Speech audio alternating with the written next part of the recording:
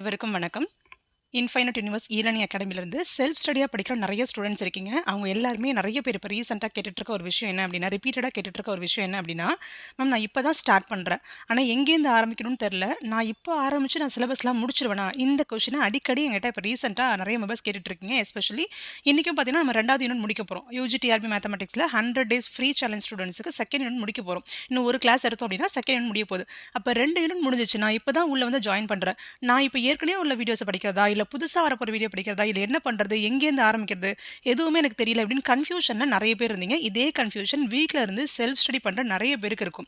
So அவங்களுக்கான ஒரு கிளாரிட்டிய குடுக்கறதுக்காக தான் இன்னைக்கு இந்த வீடியோ. ஸோ இந்த வீடியோல மொத்தம் 3 பார்ட் இருக்கு. முதல் வீடியோ இந்த தம்ப்நெயில் பார்த்தீங்க இல்லையா? அதாவது நீங்க இந்த வீடியோவ ஓப்பன் பண்றதுக்கு முன்னாடி ஒரு தம்ப்நெயில் பார்த்துட்டு உள்ள வந்திருப்பீங்க. அதாவது நீங்க செல்ஃப் ஸ்டடி படிக்கிறதுக்கு ஒரு 6 டிப்ஸ் இந்த வீடியோ இருக்க போதுன்னு. அது இதனுடைய first part. And second part என்ன அப்படின்னா, இப்ப தான் ரீசென்ட்டா நம்மளுடைய ஷார்ட் டெர்ம் கோர்ஸ் முடிஞ்சது. அந்த ஷார்ட் டெர்ம் கோர்ஸினுடைய அடுத்த ஷார்ட் டெர்ம் கோர்ஸ் எப்போ வரும், அப்போ வரும் நிறையவே கேட்டுட்டு இருந்தீங்க. நாங்க மிஸ் பண்ணிட்டோம் அப்படின்னு சொல்லிட்டு அந்த ஷார்ட் டெர்ம் கோர்ஸ் பத்தின information. At the same time நம்ம ஆகஸ்ட் 15ல இருந்து ஸ்டார்ட் பண்ண செப்டம்பர் 1 வரைக்கும் இனாகிரேட் பண்ண போற ஃப்ரீடம் ஃப்ரம் எக்ஸாம் ஃபியர் இருக்கு இல்லையா? 369 கோர்ஸ். அந்த கோர்ஸை பத்தின இன்ஃபர்மேஷன். ஸோ இந்த 3த்தையுமே நம்ம இந்த வீடியோல பார்க்க போறோம். ஸோ ஃபர்ஸ்ட் நம்ம பார்க்க போறது நமக்கு தேவையான ஒரு விஷயம். ஓகே மேம், 6 டிப்ஸ் சொன்னீங்க இல்லையா? அதில் ஃபர்ஸ்ட் விஷயம் என்ன? முதல் டிப்ஸ், வீட்ல இருந்து செல்ஃப் ஸ்டடி படிக்கிறீங்க. நான் இப்பதான் ஆரம்பிக்கிறேன். நான் ஜெயிச்சிருவேனான்னு உங்களுக்கு ஒரு கேள்வி இருந்தாலோ, நான் எங்க இருந்து ஆரம்பிக்கிறது அப்படின்னு சொன்னாலோ, உங்களுக்கான முதல் கேள்வி, பின்னாடி பார்த்துக்கிட்டே நடந்தா முன்னேற போக முடியாது. பின்னாடி பார்த்துக்கிட்டே நடக்க முடியாது. இப்ப நம்மளோட பைக் இருக்கு. ஸோ பைக்ல ஃப்ரண்ட் பக்கம் பார்த்துட்டே போவோமா? நம்ம பேக் சைட் பார்த்துட்டே போவோமா? பட் நமக்கு என்ன இருக்கு? சைடு மிரர்ன்னு ஒண்ணு இருக்கு. எதுக்காக? அப்பப்போ நம்மளுடைய பின் பக்கத்த பார்த்துக்கலாம். அப்ப என்ன அர்த்தம் அப்டின்னா, இதுக்கு முன்னாடி இத நீங்க பார்க்கறதுக்கு முன்னாடியே, படிக்கிறதுக்கு முன்னாடியே உங்களுடைய லைஃப் எப்படி வேணாலும் இருக்கலாம். இந்த ஒரு ஏதோ அகாடமிய நீங்க அப்ரோச் பண்றீங்க, இல்லன்னா ஒரு அகாடமில ஜாயின் பண்ணியிருக்கீங்க. ஒரு வீடியோ பார்த்தோனே படிக்கணும்னு ஒரு உத்வேகம் வருது. இதுக்கு முன்னாடி இவ்ளோ நாளா நம்ம வேஸ்ட் பண்ணிட்டோமே, இவங்கலாம் இவ்ளோ நாள் படிச்சுட்டு இருக்காங்களே அப்படின்னு நினைக்கிறீங்க இல்லையா? ஸோ இதுக்கு முன்னாடி ஜனவரில இருந்து படிச்சுட்டு இருக்கவங்களும் இருக்காங்க. அதுக்கும் போன வருஷம் டெட் எக்ஸாம் பாஸ் பண்ண அன்னையில இருந்து யுஜிடிஆர்பியோட சிலபஸ டவுன்லோட் பண்ணி படிச்சுட்டு இருக்கவங்களும் இருக்காங்க. இதுக்கு முன்னே நடந்த 2023, 24 இருக்கு இல்லையா? அப்ப யுஜிடிஆர்பி எக்ஸாம் அப்பியர் ஆயி ஒரு 5 மார்க், 10 மார்க்ல ஃபெயில் ஆன பெர்சன் இருக்காங்க. அது உள்ள போக முடியாம இருந்தாங்க. 5 மார்க்ல கட் ஆஃப்ல விட்டுருப்பாங்க. அவங்க ஆல்ரெடி 2024லயே எவ்வளோ சிலபஸ் முடிச்சிருக்காங்க? 80% முடிச்சுட்டு போய் எக்ஸாம் எழுதி பார்டர்ல விட்டுட்டு வந்திருக்காங்க. அப்படிங்கிறப்ப அவங்க கிட்ட ஆல்ரெடி மெட்டீரியல் இருக்கும், கொஸ்டின் பேங்க்ஸ் இருக்கும், பிராக்டிஸ் பண்ணது இருக்கும். திரும்ப அதில மீதி ஒரு 20% தான் முடிக்கணும். அந்த ஜர்னிய பண்ணிட்டு இருக்காங்க. அப்ப நமக்கு முன்னாடி 1000 பேர் ஓடிட்டு இருக்காங்க. நமக்கு முன்னாடி பிராக்டிஸ் பண்ணவங்க இருக்காங்க. யாரு வேணாலும் இருக்கட்டும். என்ன வேணாலும் இருக்கட்டும். பட் நீங்க இன்னைக்கு இந்த நிமிஷத்துல உங்களுடைய பாஸ்ட்ட பத்தியோ, மத்தவங்களுடைய பாஸ்ட்ட பத்தியோ யோசிச்சுட்டு இருக்க வேண்டாம். உங்க கூட எக்ஸாம் எழுத வரப்போற 40,000 பேர் தான் மேக்ஸிமம் பேர் எழுத போறாங்க. 40,000 பேர் கொஞ்சம் பேர் தான் இருக்காங்க. மேத்ஸ் பேப்பர் பார்த்தீங்கன்னா 40,000 பேர் தான் வரப்போறாங்க. மத்த எல்லா மேஜர் இருக்காங்க. பட் எஸ்பெஷலி மேத்ஸ் மேஜர் பார்த்தீங்கன்னா ஒரு 40,000லேருந்து 50,000த்துக்குள்ள இருக்காங்க. அந்த 50,000 பேரோட ப்ரீவியஸ் ஸ்டோரி உங்களுக்கு எதுக்கு? உங்களுடைய ஸ்டோரி என்ன? ஏன்னா இவ்ளோ நாள் படிக்கல. அவ்வளோதான். அவ்வளோதானே!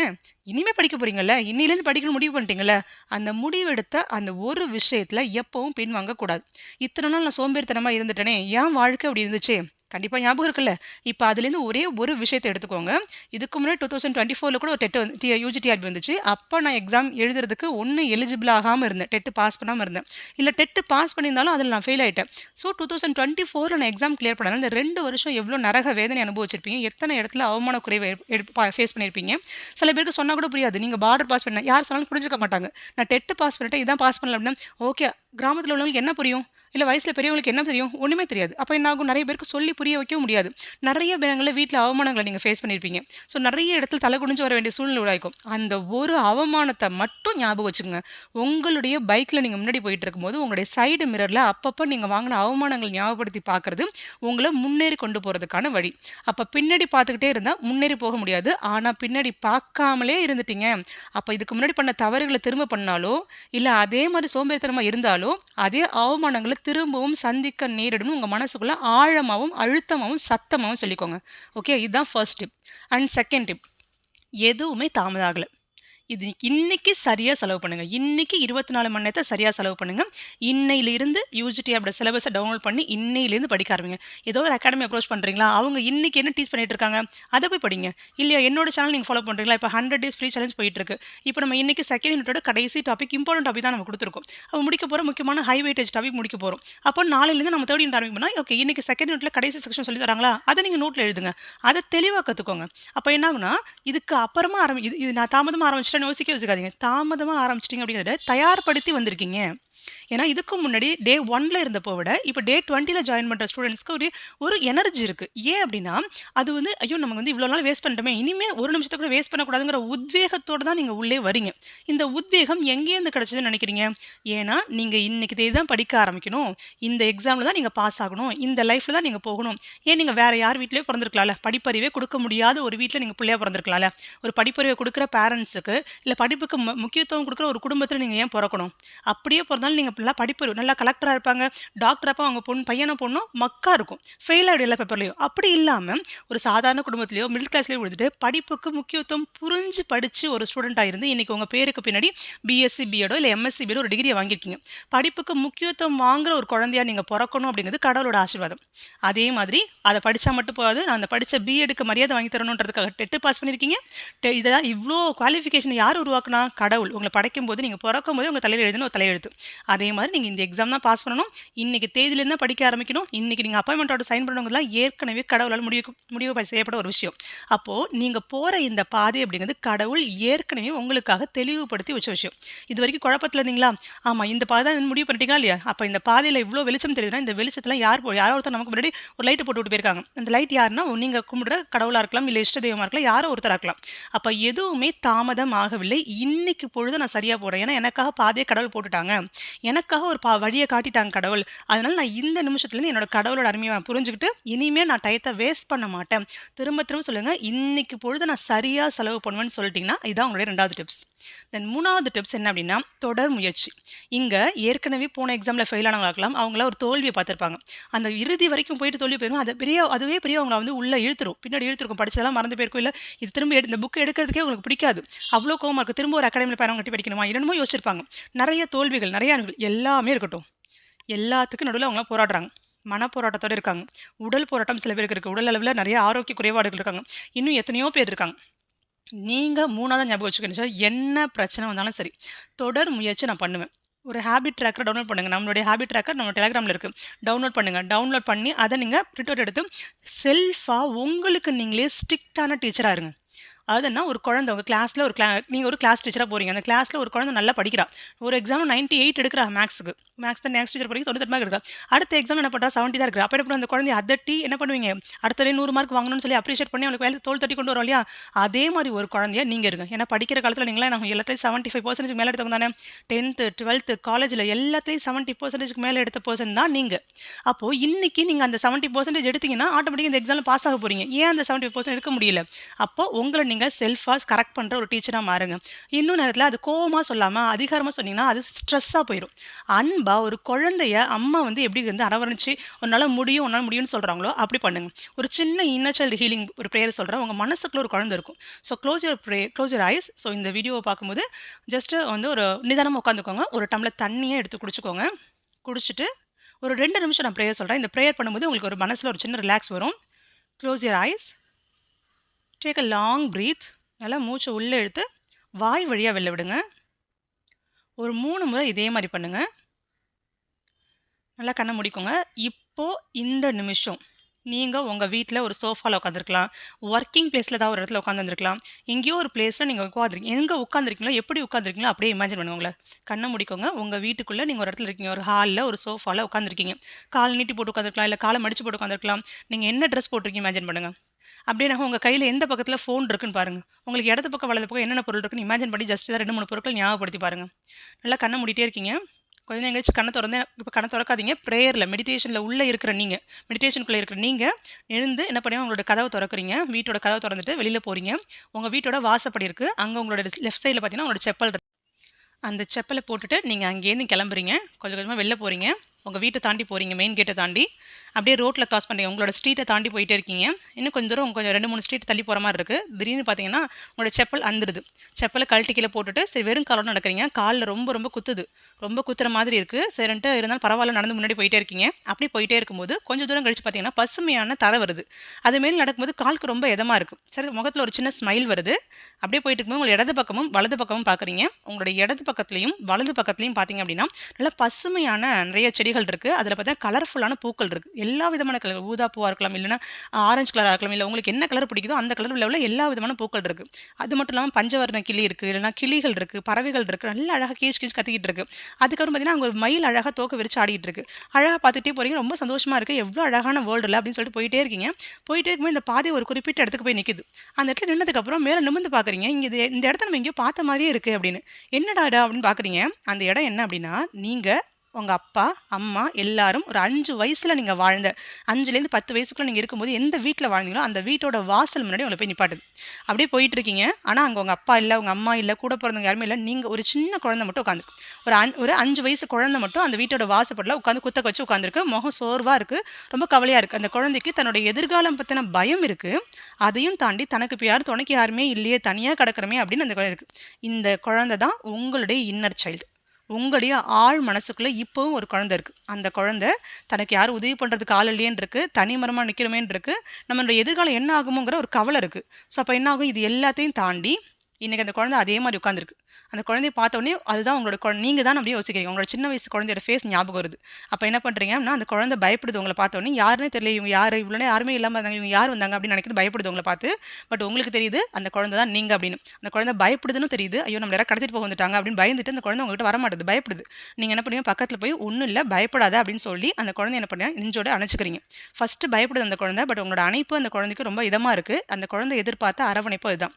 தனக்கு யாராவது வந்து உதவி பண்ண மாட்டாங்களா, தனக்காக யாரும் வந்து நிற்க மாட்டாங்கன்னு நினச்சிட்டப்போ நான் இருக்கேன் உனக்காக அப்படின்னு நீங்கள் சொல்லும்போது அந்த குழந்தை அவ்வளோ ஹாப்பியாக இருக்குது. கட்டி பிடிக்கிறீங்க.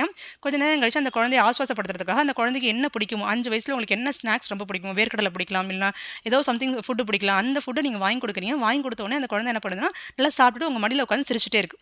அந்த குழந்தைகிட்ட நீங்கள் சொல்கிறீங்க, இன்னும் ஒரு 25 வருஷம் 30 வருஷம் உன்னோட வாழ்க்கை எப்படி இருக்குன்னு எனக்கு தெரியும், ரொம்ப ரொம்ப நல்லா இருக்க போகுது. நீ நினைக்கிற நிறைய நேரங்களில் கீழே விழுந்துருவேன்னு நினைக்கிறேன், நிறைய நேரங்களில் தோத்துருவேன், 10th எக்ஸாமில் இவ்வளோ மார்க் எடுக்க போகிறேன், நல்லா படிக்க போகிறேன், நல்ல மார்க் வாங்க போகிறேன், ஒரு டீச்சர் ஆக போகிறேன், அவ்வளோ நல்ல ஒரு ஃபியூச்சர் உனக்காக இருக்குது, தைரியமாக இரு, பயப்படாத அப்படின்னு சொன்னால் அந்த குழந்தை சிரிக்குது.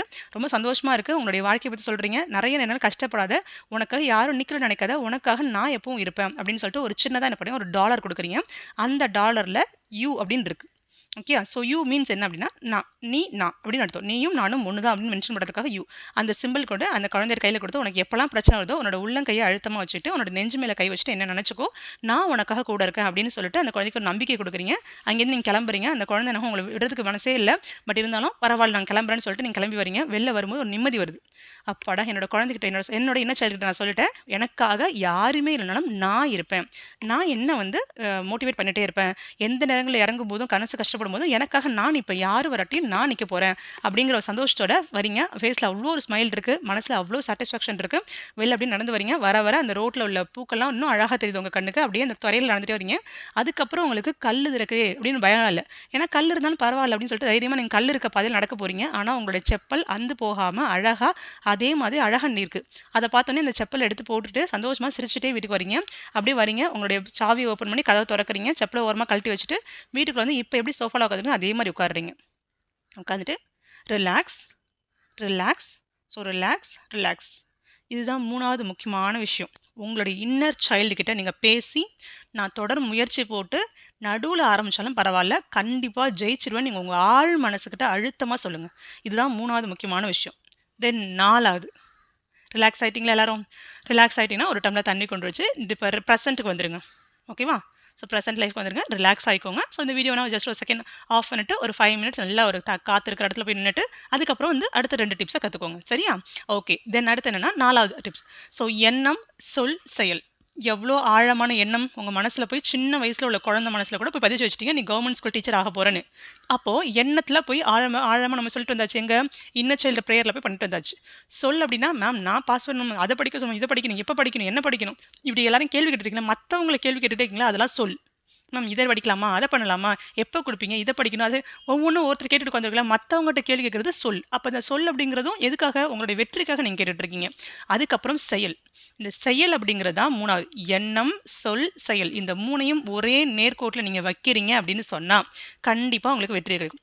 மேனிஃபெஸ்டேஷன் நிறைய பேருக்கு நடக்குது, நடக்காமல் போகுதுன்னு சொல்கிறாங்க இல்லையா, அதுக்கு என்ன ரீசன் தெரியுமா? ஸோ அதுக்கு ஒரே ஒரு ரீசன்னா, முதல்ல இந்த எண்ணம், சொல், செயல் இந்த 3ஐயும் ஒரே நேர்கோட்டில் கொண்டு வராமல் இருக்கிறவங்களுக்கு நடக்காது. ஓகே, ஒரு உட்காந்து நான் 1000 வந்து நான் வந்து இப்போ ஒரு நிறைய ஸ்விட்ச் வேர்ட்ஸ் இருக்குது. வூல்ஃப் மேஜிக் பிகின்ஸ் நவ், இல்லை divine magic begins now. So இது எல்லாம் நாங்களும் யூஸ் பண்ணுவோம். நானும் யூஸ் பண்ணியிருக்கேன், நானும் சக்ஸஸ்ஃபுல் பார்த்துருக்கேன். ஸோ எனக்கு என்னன்னா அந்த வார்த்தையை மட்டும் சொல்லிட்டு உட்காந்துட்டு இருந்தப்பல என் லைஃப்பில் மாறல. ஆப்பர்ச்சுனிட்டிஸ் கிடச்சிது. ஆப்பர்ச்சுனிட்டிஸ் யூட்டிலைஸ் பண்ணணும். அந்த யூட்டிலைஸ் பண்ணதுனால இன்றைக்கி எங்கள் லைஃப் கொஞ்சம் வந்து நான் மற்ற பேருக்கு முன்னாடி ஒரு எடுத்துக்காட்டாக இருக்கிற அளவுக்கு ஒரு படி மேலே நாங்கள் நினைக்கிறோம். நீங்கள் 8வது படியில் நிற்கிறோம், நாங்கள் 10வது படியில் நிற்கிறோம். அவ்வளோதான் வித்தியாசம். அப்போ என்னாகுன்னா உங்களுடைய எண்ணம், சொல், செயல் இது மூணுத்தையும் ஒரே நேர்கோட்டில் வச்சுட்டு நான் வந்து தினமும் நிறைய படிக்கிறேன் அதெல்லாம் நினைக்காம இன்றைக்கி நம்ம படுறது தெளிவாக நான் பண்ண போகிறேன் அப்படிங்கிற இடத்துலையும் தெளிவாக இருங்க. எந்த ஒரு செயலையுமே விட்டுடாதீங்க. ஹேபிட் ட்ராக்கரை கரெக்டாக ஃபாலோ பண்ணுங்கள். அடுத்த 5வது டிப்ஸு சரணடைதல். So complete surrender. கம்ப்ளீட் சரண்டர்னா நான் படிக்கலாம் மாட்டேன், என்னை பாஸ் பண்ணி விட்டுரு, உனக்கு 1008 ஏதாவது ஒரு வேண்டுதல் வச்சுக்கிறது, 1000 பேருக்கு சாப்பாடு போடுறேன், இல்லைனா வந்து ஒரு தேங்காய் உடைக்கிறேன், இல்லைனா அது பண்ணுறேன் இது பண்ணுறேன்னு சாமிகிட்ட சொல்கிறது பேர் சரண்டர் கிடையாது. என்ன பண்ணணும்னா கடவுள் மேலே ஒரு ஆழமான நம்பிக்கை. எனக்காக கடவுள் போட்ட பாதை தான் இது.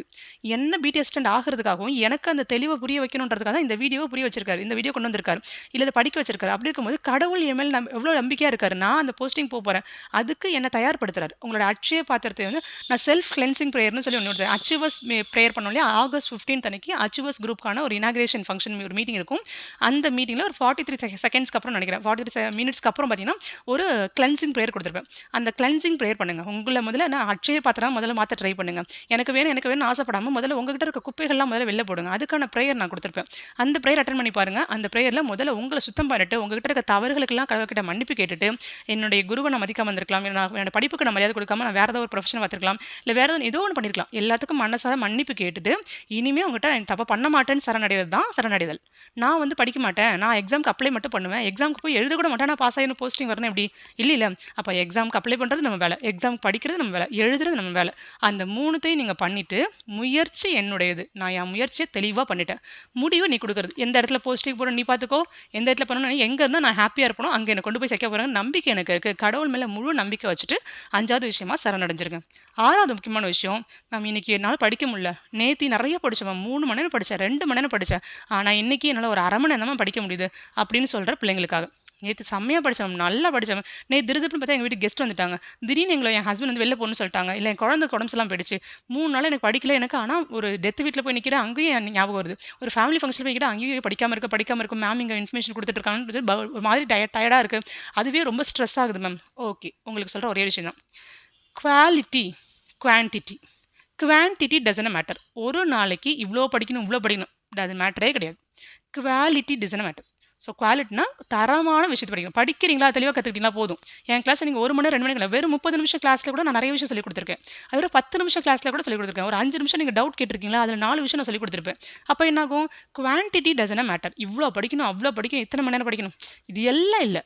நான் இன்றைக்கி 1 மணி நேரம் தான் படித்தேன், 1 மணி நேரம் மேம் சொல்லிக் கொடுத்த 25 பாயிண்ட் படித்தேன், இல்லை ஒரு புக்கை படித்தேன் 25 பக்கம், சூப்பராக நான் படித்தேன்ப்பா, அதுலேருந்து என்ன கேட்டாலும் நான் 4 பேருக்கு சொல்லிக் கொடுக்குற அளவுக்கு ரெடி ஆகிட்டேன் அப்படின்னு சொல்கிறீங்க இல்லையா, அதுதான் உங்களுடைய சக்ஸஸுக்கான முக்கியமான பாத். சரியா? So wish you all the best. இந்த 6 டிப்ஸையும் ஃபாலோ பண்ணுங்கள், கண்டிப்பாக உங்களுக்கு சக்ஸஸ் கிடைக்கும். சரியா? ஓகே, ஸோ இந்த வீடியோட செகண்ட் பார்ட்டுக்கு வந்துட்டோம். செகண்ட் பார்ட் அப்படிங்கிறது என்ன அப்படின்னா, அடுத்த ஷார்ட் டேர்ம் கோர்ஸ் டிஎன்பிஎஸ்சி எக்ஸாம்ஸில் நம்ம வந்து ஒரு ஸ்டாட்டிஸ்டிக்ஸ் எக்ஸாம்னு ஒரு எக்ஸாம் வரும், கம்பைன்டு ஸ்பெசில் அந்த எக்ஸாம் ஒரு எக்ஸாம் இருக்குது. அந்த எக்ஸாமோட ப்ரீவியஸ் இயர் கொஸ்டின் பேப்பர்ஸில் நம்மளுடைய யூஜிடிஆர்பியோட சிலபஸ் நிறைய கவர் ஆகுது. அந்த கொஷின்ஸை அனாலிசிஸ் பண்ண போகிறது தான் அடுத்த ஷார்ட் டேர்ம் கோர்ஸோடைய சிலபஸ்.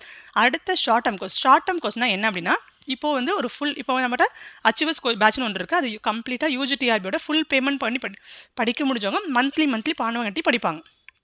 ஆனால் அச்சீவர் பேட்சில் நமக்கு வந்து 8ஆம் தேதி அட்மிஷன் முடிச்சிட்டோம், செகண்ட் பேட்ச் ஆகஸ்ட் 15 அன்றைக்கி முடிச்சிட்டோம். அப்போ நம்ம அந்த பர்டிகுலர் பேட்சில் இவ்வளோ மெம்பர்ஸை ஆட் பண்ண முடியுன்ற மாதிரி இருக்குது. ஒரு பேட்சில் 26 பேர் அந்த பேட்ச் தான் பண்ண முடியுது. அதனால் நம்ம அடுத்து யாரையுமே வந்து அச்சீவர்ஸ் பேட்சில் ஜாயின் பண்ணல. பட் நான் வேறு அகாடமியில் படிச்சுட்டு இருக்கேன், செல்ஃபாகவும் படிச்சுட்டு இருக்கேன், என்னால் பெரிய அமௌண்ட்லாம் கொடுத்து படிக்க முடியாதுன்னா மினிமலாக நீங்கள் வந்து ஃப்ரீடம் 100 days ஃப்ரீ சேலஞ்ச் இருக்குல்லையா, அதில் நீங்கள் கற்றுக்கும் போதே ஆல்மோஸ்ட் சில விஷயங்கள் கற்றுப்பீங்க, அதுலேயே நிறைய விஷயம் கற்றுப்பீங்க, அதுக்கே நோட்ஸ் கொடுத்துருப்பேன், நிறைய படிச்சிருப்பீங்க.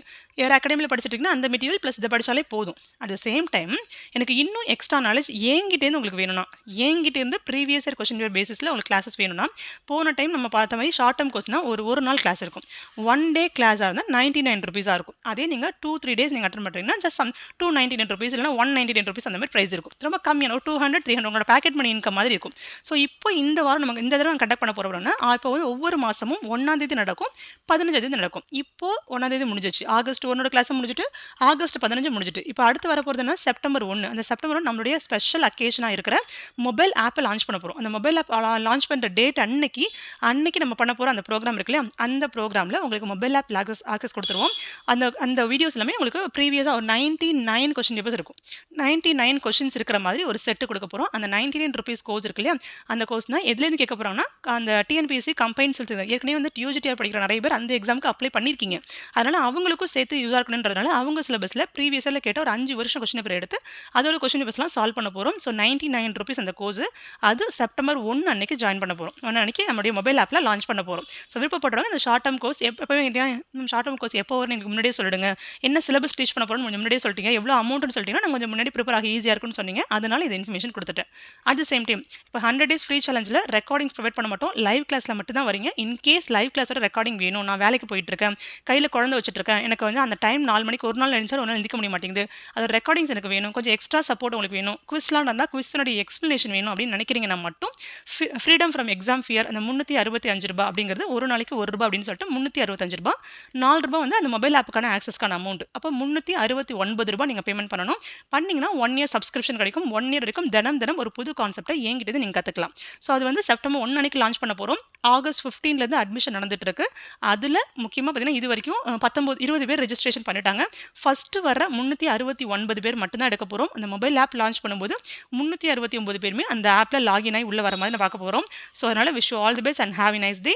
தேவைப்படுறவங்க மேலே வாட்ஸ்அப் நம்பர் கொடுத்துருக்கலையா, அந்த நம்பருக்கு மதியம் 1 மணிலேருந்து 3 மணிக்குள்ள வாட்ஸ்அப் மெசேஜ் மட்டும் பண்ணுங்கள். ஒன்று என்னோட அட்மின் நம்பருக்கு, இல்லைனா கஸ்டமர் கேர் நம்பர், ரெண்டுமே நான் தான் ஹேண்டில் பண்ணுவேன். பட் இதனால் 1 to 3 மெசேஜ் பண்ணுங்கள்.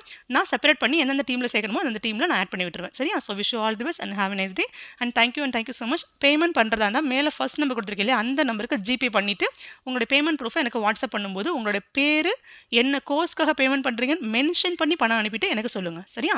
So wish you all the best and have a nice day. Thank you so much.